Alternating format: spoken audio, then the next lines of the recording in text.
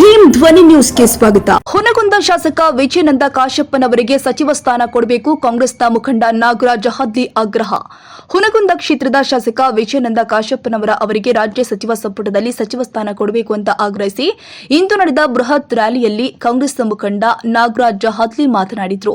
ರ್ಯಾಲಿಯನ್ನ ಉದ್ದೇಶಿಸಿ ಮಾತನಾಡಿದ ಅವರು, ವಿಜಯಾನಂದ ಕಾಶಪ್ಪನವರು ಹಲವು ದಶಕಗಳಿಂದ ಕಾಂಗ್ರೆಸ್ ಪಕ್ಷದ ಸಂಘಟನೆಗೆ ಬಲವರ್ಧನೆಗೆ ಶ್ರಮಿಸಿದ್ದು ಹುನಗುಂದ ಕ್ಷೇತ್ರದ ಅಭಿವೃದ್ಧಿಗೆ ಮಹತ್ವದ ಕೊಡುಗೆ ಕೊಟ್ಟಿದ್ದಾರೆ ಎಂದಿದ್ದಾರೆ.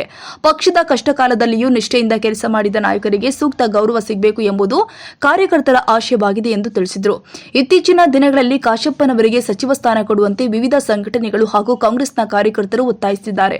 ರಾಜ್ಯ ಸಚಿವ ಸಂಪುಟ ವಿಸ್ತರಣೆ ಸಂದರ್ಭದಲ್ಲಿ ಉತ್ತರ ಕರ್ನಾಟಕಕ್ಕೆ ಸಮರ್ಪಕ ಪ್ರಾತಿನಿಧ್ಯ ಕೊಡುವ ಜೊತೆಗೆ ವಿಜಯಾನಂದ ಕಾಶಪ್ಪನವರಂತಹ ಹಿರಿಯ ಹಾಗೂ ಅನುಭವಿಗಳು ಆದ ನಾಯಕರಿಗೆ ಅವಕಾಶ ಕಲ್ಪಿಸಬೇಕು ಅಂತ ಆಗ್ರಹ ಮಾಡಿದ್ದಾರೆ.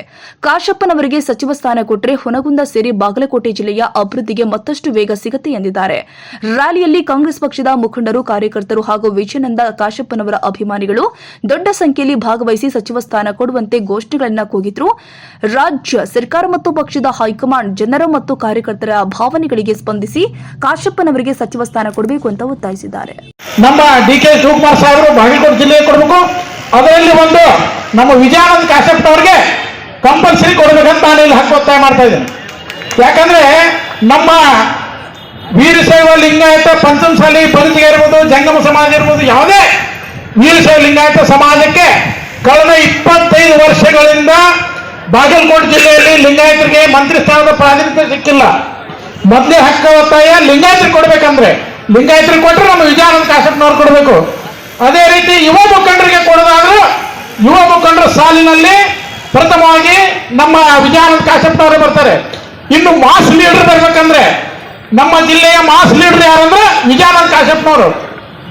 ಯಾಕಂದ್ರೆ ಯಾವುದೇ ಊರಲ್ಲಿ ಹೋಗಿ ನಿಂತರು ವಿಜಯಾನಂದ ಕಾಶಪ್ಪನವರು ಬರ್ತಾರಂದ್ರೆ ತಂಡೋಪತಂಡವಾಗಿ ಯುವಕರು ಬರ್ತಾರೆ.